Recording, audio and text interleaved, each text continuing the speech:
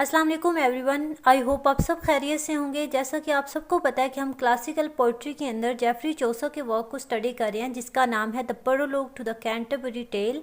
इस great work के text को हम पढ़ रहे हैं। प्रीवियस वीडियो में हमने लाइन नंबर 1 से लेके लाइन नंबर 14 तक टेक्स्ट को समझा। आई होप आपके लिए वो वीडियो हेल्पफुल रही होगी। अगर आपने वो वीडियो वॉच नहीं की तो डिस्क्रिप्शन बॉक्स में लिंक मिल जाएगा, आप वो भी वॉच कर सकते हैं। इस वीडियो में हम लाइन नंबर 15 से लेके लाइन नंबर 42 तक जो प्रोलॉग है उसको कंप्लीट करेंगे। उसके बाद हम फिर टेल्स को स्टार्ट करेंगे। तो without wasting more time let's start the video. Previous video में हमने लाइन नंबर 13 और 14 पे अपने लेक्चर को एंड किया था, जिसमें हमने पढ़ा था कि जो कुदरत है, जो फितरत है, वो लोगों पर भी ऐसे असरअंदाज होती है जैसे परिंदों पर या फिर पौधों पर होती है। परिंदे खुश होते हैं, गीत गाते हैं, चहचहाते हैं और सारी रात जागती आंखों से सोते हैं। पौधे जो हैं उन पर फूल खिलते हैं, नई नई कॉम्पलें, नई नई झाड़ियाँ, नए नए जो है वो पत्ते निकलते हैं। तो कुदरत जो है वो लोगों पर किस तरह से असरअंदाज होती है। बहार का मौसम है, स्प्रिंग का मौसम है, वो लोगों पे किस तरह से असरअंदाज होता है। स्टूडेंट्स, लोगों के अंदर रूहानियत जागती है, रिफॉर्मेशन की ख्वाहिश बढ़ती है, ज़ियारत की ख्वाहिश बढ़ती है। लिहाजा ज़ायरीन जो हैं, लाइन नंबर 13 में हमने पढ़ा था कि ज़ायरीन दूर दराज के सफ़र पर जाने के लिए तैयार हो जाते हैं, क्योंकि वो मुक़द्दस जगहों पर जाने की ख्वाहिश करते हैं। ठीक है, क्योंकि उनके अंदर एक रूहानियत आती है, वो ख़ुद को रिफॉर्म करना चाह रहे होते हैं, वो ज़ियारत करना चाह रहे होते हैं। तो वो दूर दराज जगहों से इकट्ठे हो जाते हैं ताकि पिलग्रिमेज के लिए जा सकें। And specially from every shires end, यानी कि ख़ास करके, एंड स्पेशली फ्राम, एंड ख़ास करके हर कोने से, एवरी शायर्स एंड। ठीक है, शायर्स का मतलब है कोना। Of England to Canterbury they went. Went का मतलब है जाना, गो। ठीक है, Canterbury is the name of a place. ठीक है, यहाँ पे सेंट थॉमस बैकेट का टॉम्ब है।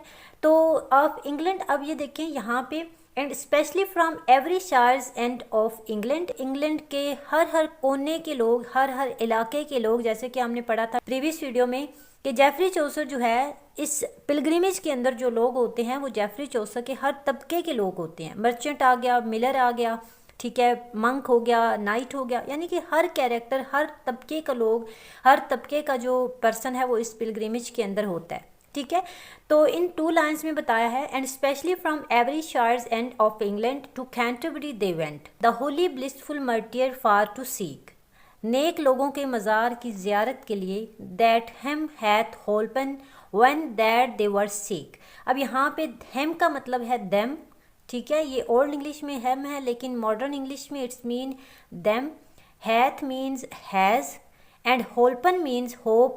वैन, यहाँ पे WHAN लिखा है, लेकिन ये वैन है जिसका मतलब है WHEN। ठीक है, when they were seek, when that they were seek, क्योंकि उन्हें पता है, यहाँ पे लिखा है कि नेक लोगों के मज़ार की ज़ियारत के लिए जाते हैं, क्योंकि उनको पता है कि उन्हीं की दुआओं से उनकी परेशानियाँ दूर हुई हैं। ठीक है, किस तरह से, जैसे हम कोई मन्नत मानते हैं या दुआ करते हैं, तो उन लोगों को पता है कि अगर हम वहाँ पे ज़ियारत के लिए जाएंगे तो ये एक नजराना होगा कि उन्हीं की दुआओं से उनकी तमाम दुख तकलीफ़ें जो हैं वो परेशानियाँ ख़त्म हुई हैं। देवर सीक का मतलब है कि जब वो बीमार थे, सिक ये मॉडर्न वर्ड होगा सिक, एंड ओल्ड इंग्लिश में जो वर्ड है वो है सीक। ठीक है, तो उनको पता है कि जब वो बीमार थे या जब वो परेशान थे तो उन्हीं की दुआओं से उनकी परेशानियां जो थी वो ख़त्म हुई। We feel that in that season on a day, इसी मौसम की बात है। We feel that in that season on a day.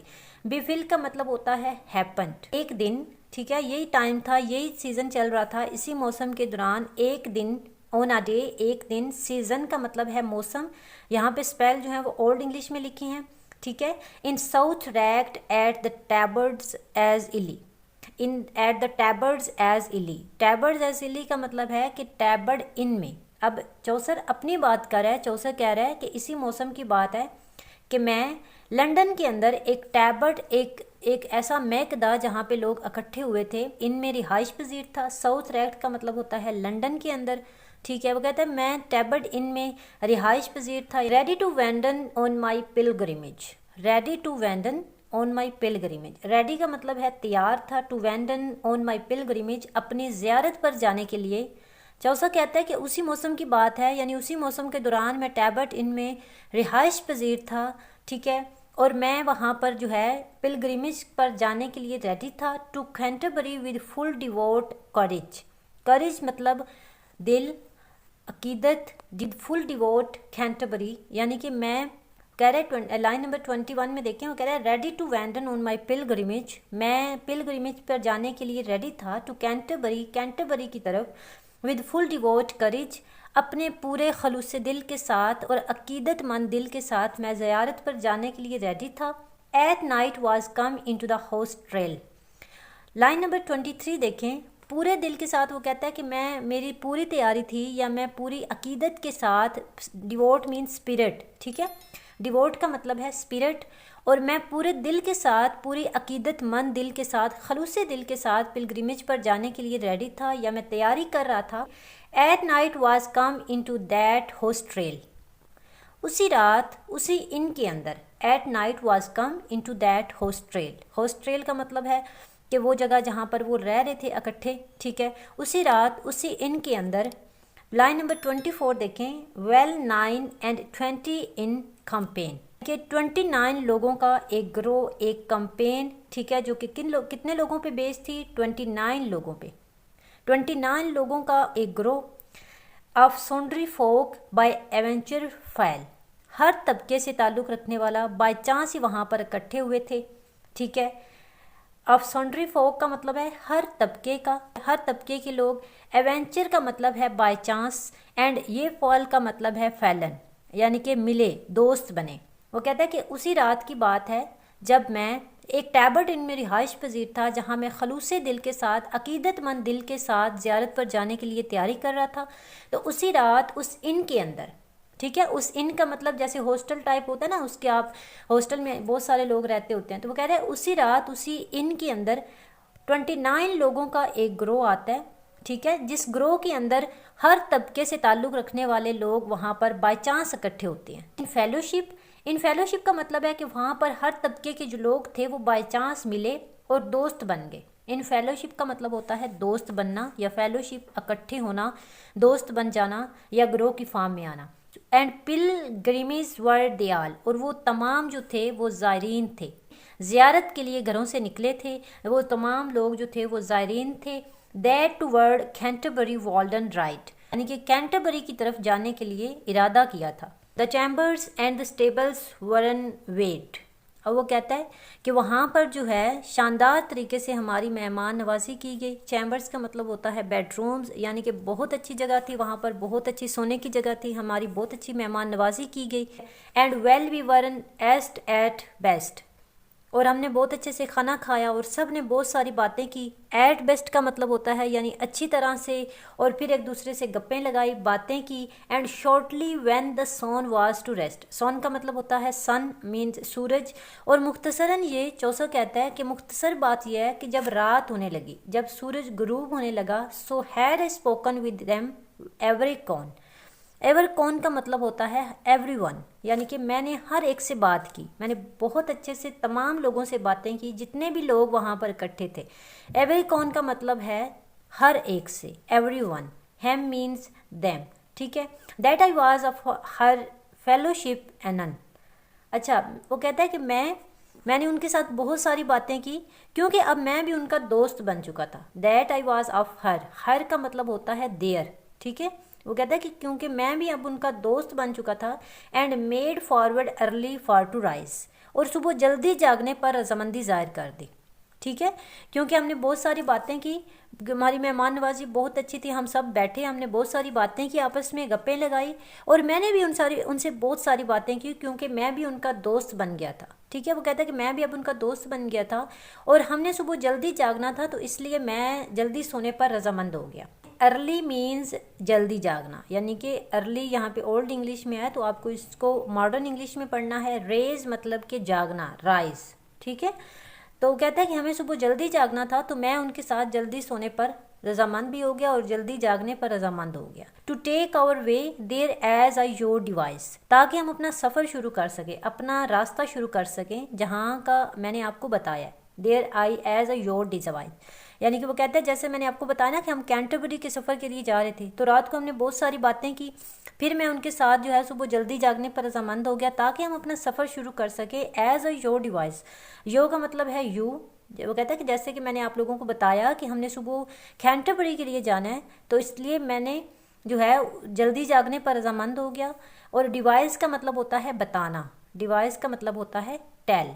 Line number 35, but natheless while I have time and space. लेकिन बजाय इसके कि मैं इस कहानी को आगे बढ़ाऊँ, मेरे पास टाइम है। वो कहते हैं, ये आप 2 लाइन्स आप पढ़ेंगे तब आपको इसकी अच्छे से समझ आएगी।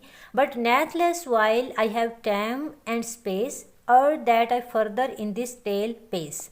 वो कहता है कि बजाय इसके कि मैं इस कहानी को आगे बढ़ाऊं, फर्दर मीन्स मज़ीद, नेथलेस का मतलब है नंथलेस, यानी कि बजाय इसके कि मैं इस कहानी को आगे बढ़ाऊं, मेरे पास टाइम भी है और मेरे पास स्पेस भी है। ठीक है, कहानी को आगे बढ़ाने से पहले मेरे पास टाइम है और मेरे पास मौका है कि मैं आपको बताऊं। ठीक है, अब बिफोर का मतलब होता है बिफोर। ये जो है ना ER, इट्स मीन बिफोर। कहता है कि कहानी को आगे बढ़ाने से पहले मेरे पास टाइम भी है और मेरे पास मौका भी है। ठीक है, तो मैं आपको फर्दर बताऊं। लाइन नंबर 37 देखें, me think it accordant to reason. मैं इसको अहम भी समझता हूँ। अब चौसर कोई बात बताने वाला है और वो कह रहा है कि मैं इसको इम्पोर्टेंट भी समझता हूँ, तो बजाय इसके कि मैं कहानी को आगे बढ़ाऊँ, मैं फर्दर जो है लेकिन बजाय इसके कि मैं इस कहानी को आगे बढ़ाऊँ, मेरे पास टाइम भी है, मेरे पास मौका भी है और मैं इस बारे में सोचता भी हूँ। थिंक का मतलब होता है सोचना, थिंक। ठीक है, और अकॉर्डेंट का मतलब होता है अकॉर्डिंग विद रीजन्स, यानी कि accordant means according to reason means वजूहात या रीज़न। लाइन नंबर 38 है, to tell you all the condition. अब इसको हमने कंडीशन पढ़ना है क्योंकि ये ओल्ड इंग्लिश में लिखा है। सर्कमस्टेंसेस भी हम इसको पढ़ सकते हैं, कंडीशन भी इसको हम पढ़ सकते हैं। तो ऑल का मतलब है ऑल, यहाँ पे AL लिखा है, ऑल मीन्स मॉडर्न इंग्लिश में है all. Yo means you, telle means tell. तो वो कहता है कि मैं इसको अहम भी समझता हूँ और इम्पोर्टेंट भी समझता हूँ कि आपको सर्कमस्टेंसेस बताऊँ, आपको कंडीशन बताऊँ कि क्या कंडीशन थी। कंडीशन का मतलब यह है कि वहाँ पर जो मेरे साथ लोग थे वो उनकी क्या कंडीशन थी, किस तरह की जगह से आए थे, उनकी एक्टिविटीज़ क्या थी, उनके इंटरेस्ट क्या थे, उनका मतलब अपीयरेंस कैसी थी।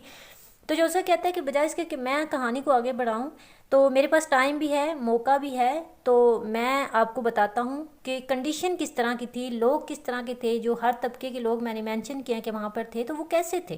तो चौसर जो है वो एक नरेटिव स्टाइल में अपनी ओपिनियन भी दे रहा है और ये भी कह रहा है कि मैं आपको सर्कमस्टेंसेस बताता हूँ। तो लाइन नंबर 39 देखें, ऑफ ईच ऑफ देम, इसको हमने पढ़ना है each of them, of each of them. अब वो कहता है कि उनमें से हर एक, each of them, so as it seemed me, जैसे कि मुझे लगता है। ठीक है, वो अब बात करता है चौसर, वो कहता है उन सब के बारे में, यानी जैसा कि मुझे महसूस होता है। ठीक है, हिम का मतलब होता है देम, सीम्ड मी का मतलब है जैसा कि मुझे लगता है या मुझे महसूस होता है। एंड विच दे वरन एंड ऑफ वट डिग्री, कि वो किस तरह के लोग थे। एंड विच दे वरन, वरन का मतलब है वर, कि वो किस तरह के लोग थे। एंड ऑफ व्हाट डिग्री, और कहाँ से उनका ताल्लुक था, यानी कि डिग्री का मतलब है उनका मेयार क्या था। डिग्री मीन्स सोशल रैंक उनका क्या था, कि वो किस प्रोफेशन क्या था उनका, वो करते क्या थे, उनके हुलिये कैसे थे, वो दिखने में उनकी आदत क्या थी या किस चीज़ को प्रायोरिटी देते थे, उनकी ड्यूटीज़ क्या थी। तो ये तमाम चीज़ें चौसर हमें बताना चाह रहे हैं। ठीक है, एंड एक इन व्हाट एरे दे वर इन, उनके कपड़े कैसे थे। ठीक है, और उनके पास क्या क्या चीज़ें थी, उनके पास क्या क्या चीज़ें थी। चौसर कहता है and each in what array that they were in, यानी कि उनके कपड़े कैसे थे और उनके पास जो बैग्स थे या चीज़ें थी वो क्या क्या थी चीज़ें। And at night then wol I first begin, और वो कहता है कि मुझे लगता है, मेरा ख्याल है कि मुझे सबसे पहले नाइट के बारे में आप लोगों को बताना चाहिए। चौसर क्या कहता है, अब जैसा कि हमने पढ़ा था ना वीडियो के अंदर कि चौसर के साथ लंदन टैबर्ट इन के अंदर इंग्लैंड के हर तबके का जो शख्स था मौजूद था, चाहे वो नन है, चाहे वो प्रीस्ट है, चाहे वो पादरी है, चाहे वो मिलर है, मंक है, या कोई भी है, क्लर्जी मैन है। तो हर तरह के लोग, पॉलिटिशियन है, मर्चेंट है, ताजर है, तमाम लोग उसके साथ मौजूद थे। तो चौसर कहता है कि मैं क्यों ना आप लोगों को मज़ीद बताऊं, कंडीशन बताऊं, सर्कमस्टेंसेस बताऊं और उन लोगों के बारे में बताऊं जो मेरे साथ थे, और उन लोगों का ताल्लुक़ कहाँ से था, उनका लेवल क्या था, उनका सोशल रैंक क्या था, उनके कपड़े कैसे थे और उनके पास क्या क्या चीज़ें मौजूद थी, यानी कि उन्होंने क्या क्या चीज़ें कैरी की हुई थी। और मेरा ख़्याल है कि मुझे सबसे पहले नाइट के बारे में बताना चाहिए। ठीक है, बिगिन का मतलब होता है शुरू करना, बिगिन। ठीक है, और नाइट एक कैरेक्टर है जो कि बहुत ही ज़्यादा ब्रेव कैरेक्टर है इस ग्रेट वर्क के अंदर। तो स्टूडेंट्स, इसी के साथ ही आज की वीडियो में हमारा जो इंट्रोडक्शन है, प्रोलोग जो है, उसका टेक्स्ट ख़त्म होता है। आई होप आपने टेक्स्ट को अच्छे से समझा होगा और आपको तमाम वर्ड्स की समझ भी आई होगी। अगर वीडियो अच्छी लगी है तो वीडियो को लाइक कर दें, चैनल को सब्सक्राइब लाजमी कर लेना। अपना रखिएगा ख्याल, मिलते हैं नेक्स्ट वीडियो में। अल्लाह हाफिज़।